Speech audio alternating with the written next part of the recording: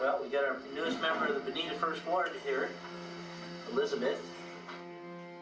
The first time that he held me in the hospital after I was born, he got an erection. Elizabeth, we're only using her first name, was repeatedly sexually abused by her father from birth. He started abusing me, like, literally as soon as they brought me home from the hospital. Her family was deeply involved in the Church of Latter-day Saints, and her attorney says they attended this ward in Lemon Grove. Her father was an elder there, and she says he used their Mormon faith as a weapon, framing her personal hell as the path to heaven. If you love me, you'll do this for me. And Jesus wants us to love each other. And I wanted to show him that I loved him, so I did. Her father hid his dark secret, but Elizabeth's mother caught him in the act when she was only 5 years old. I thought I was in trouble. I did not understand why she was so mad. I thought I had done something wrong and I was in trouble because she just started screaming. I remember running and hiding, and then just nothing really changed after that. Elizabeth's mom did what they were taught to do. When you have a problem, you go to your priesthood leaders. So that. She was told along with her mother not to disclose, not to report it, and they would take care of it. And instead of taking care of it, they allowed the abuse to continue for many more years. Sam Dordulian is a former prosecutor of sex crimes in LA and represents Elizabeth in her lawsuit against her father and the Church of Latter-day Saints. They tried to hide it. They told the family not to disclose it. They said they would take care of it, and they did nothing to take care of the problem. And the abuse, and Elizabeth kept suffering abuse year after year after year. When they learned of continued abuse, the church finally excommunicated Maynard McFarland, but they still wouldn't turn him in to authorities. Elizabeth left home at 18, but took her trauma with her.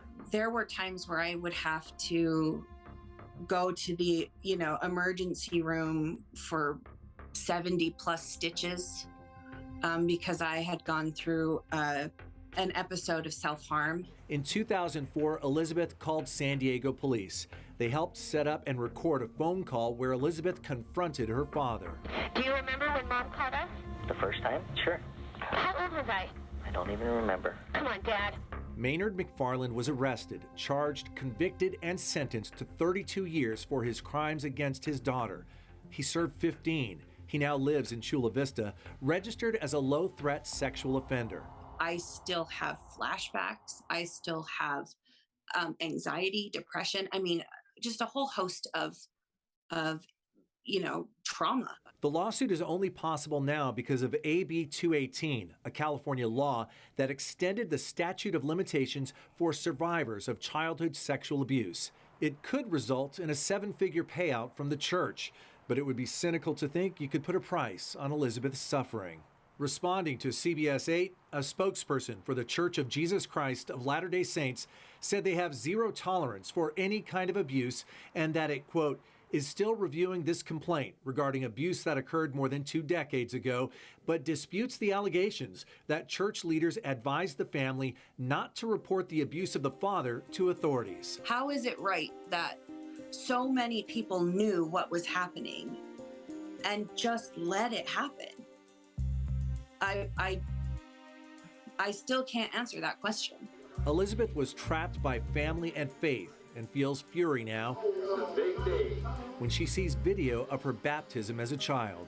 It makes my blood boil, and the fact that his priesthood leader knew what he was doing and just allowed him to baptize me, yeah, that makes me angry too. So what are you hoping for in this lawsuit that will change with this church? The way that they finally decide, oh no, we need to make a change, is when there's finally some sort of pain, financial pain inflicted on them. And we're hoping that this church will realize that what they did and their policies in the past, which sometimes continues on to today, needs to change. The children must come first.